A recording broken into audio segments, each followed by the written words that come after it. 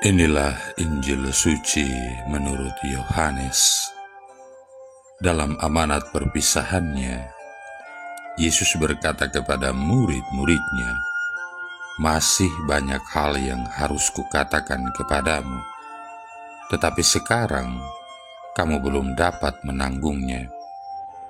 Tetapi apabila Ia datang, yaitu Roh kebenaran, Ia akan memimpin kamu ke dalam seluruh kebenaran, sebab Ia tidak akan berkata-kata dari dirinya sendiri, tetapi segala sesuatu yang didengarnya, itulah yang akan dikatakannya, dan Ia akan memberitakan kepadamu hal-hal yang akan datang. Ia akan memuliakan Aku, sebab Ia akan memberitakan kepadamu apa yang diterimanya daripadaku. Segala sesuatu yang Bapa punya adalah Aku punya. Sebab itu Aku berkata, Ia akan memberitakan kepadamu apa yang diterimanya daripadaku." Demikianlah sabda Tuhan.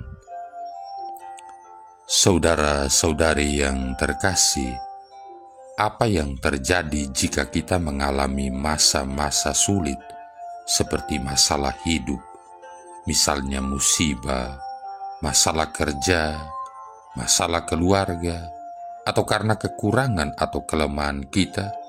Tentu itu semua mendatangkan kesusahan atau kesedihan.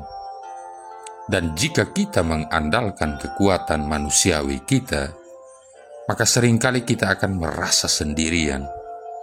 Mungkin ada orang di sekitar kita yang berusaha menolong atau menghibur dan berusaha memberikan kekuatan, namun yang terjadi adalah kita merasa mereka tidak cukup untuk memberikan kekuatan.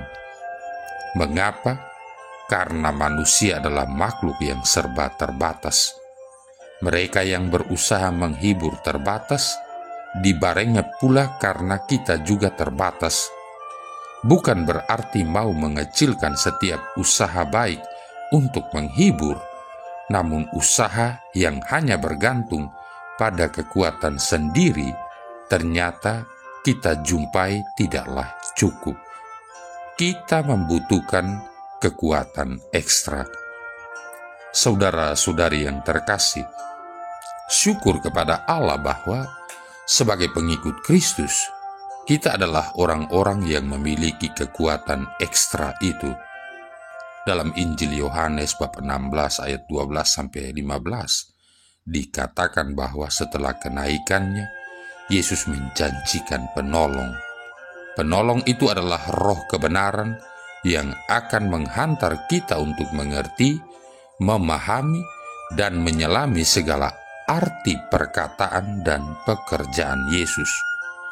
Roh kebenaran itu juga akan membuat kita mengerti karya Bapa yang Maha Mulia yang telah mengutus putranya Yesus Kristus.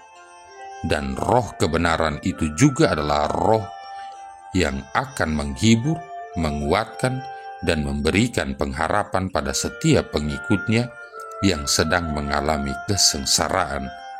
Karena itu dengan bantuan roh kebenaran, seperti kata Paulus dalam suratnya kepada jemaat di Roma bab 5 ayat 1-5, bahkan kita dapat bermegah dalam kesengsaraan yang ternyata membuat kita semakin tekun. Oleh karena itu, segala bentuk kesusahan dan kesengsaraan yang kita terima sebagai pengikut-pengikut Kristus dengan daya Roh Kudus akan membuat kita menjadi semakin kuat. Bahkan kita akan dibantu oleh Roh Kudus untuk selalu belajar daripadanya dan mengarahkan mata kita untuk terus maju dalam siarah kehidupan ini. Maka sudah selayaknya kita memuji Tuhan selalu, karena dalam jalan hidup kita tidak pernah sendiri. Kita selalu disertai dan dikuatkan serta dibimbing oleh Roh Kudusnya, Roh kebenaran, Roh penolong.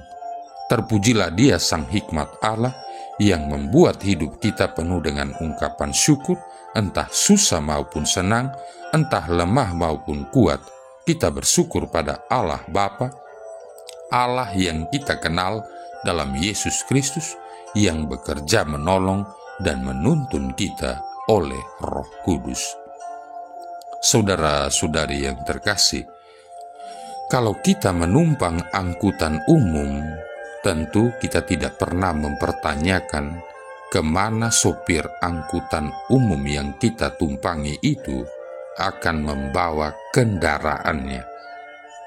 Tetapi dalam hidup beriman kita justru terjadi sebaliknya.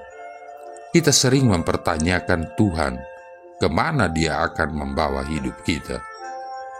Ada seorang ayah mengajak putrinya bernama Asa yang masih berusia 6 tahun mengendarai mobil menuju ke sebuah museum. Sudah lama Asa menginginkannya. Si ayah kebetulan hari itu mengambil cuti dan sengaja mengantar anaknya ke tempat yang sudah lama dimimpikan Asa anaknya tanpa didampingi ibunya. Di perjalanan, tak hentinya Asa bertanya kepada ayahnya, "Ayah tahu tempatnya?" Tanya Asa yang duduk di samping kemudi ayahnya. "Tahu, jangan khawatir," jawab ayahnya sambil tersenyum.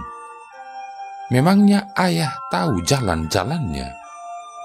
"Tahu, jangan khawatir," jawab ayahnya. "Benar, tidak kesasar ayah." "Benar, jangan khawatir," jawab sang ayah tetap dengan sabar. "Nanti kalau Asa haus bagaimana?" "Tenang, nanti ayah belikan air mineral." "Terus kalau lapar?" "Tenang, ayah akan ajak Asa ke restoran." "Memangnya ayah tahu tempat restorannya?" "Tahu sayang." "Memangnya ayah bawa cukup uang?" "Cukup sayang." "Kalau Asa pingin ke kamar kecil, ayah akan antar Asa sampai ke depan pintu toilet wanita." "Memangnya di museum ada toiletnya?" "Ada sayang, jangan khawatir." "Ayah bawa tisu juga?" "Bawa sayang, jangan khawatir," kata ayahnya sambil tersenyum dan membelokkan mobilnya masuk jalan tikus karena macet. "Kok ayah belok ke jalan yang jelek dan sempit begini?" "Tenang sayang, ayah cari jalan yang lebih cepat supaya Asa bisa menikmati suasana museum lebih lama nanti." Tidak berapa lama, Asa kemudian diam, tidak bertanya-tanya lagi. Giliran sang ayah yang bingung. "Kenapa Asa diam sayang?" "Ya, Asa percaya ayah. Ayah pasti tahu ayah akan antar dan bantu Asa nanti." Saudara-saudari yang terkasih, kita ini seperti Asa si anak kecil dalam kisah tadi. Kita bertanya banyak hal mengenai apa yang kita hadapi dan terjadi dalam hidup kita. Kita terlalu banyak khawatir dengan apa yang akan kita hadapi, padahal sesungguhnya Tuhan sedang mengemudi buat kita semua. Kadang Ia membawa kita ke gang sempit yang barangkali tidak enak, tetapi itu semua untuk menghindari kemacetan di jalan yang lain. Kadang Ia memperlambat kendaraannya, kadang mempercepat. Semuanya itu ada maksudnya. Ada baiknya kalau kita menyerahkan hal-hal yang di luar jangkauan kita kepadanya. Biarkan Dia berkarya atas hidup kita. Biarkan Dia mengemudikan hidup kita.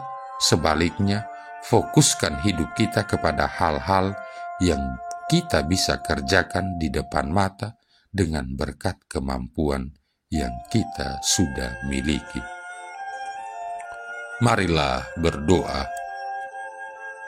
Allah Bapa yang kekal dan kuasa, penuhilah kami dengan Roh-Mu, agar kami merasa senang di dalam Bait-Mu, agar merasa lega menjadi orang yang menyerupai Yesus Adam baru, Gembala dan pemimpin kami, sebab Dialah Putra-Mu Tuhan dan pengantara kami, yang bersama dengan dikau dalam persatuan Roh Kudus hidup dan berkuasa, satu Allah sepanjang segala masa.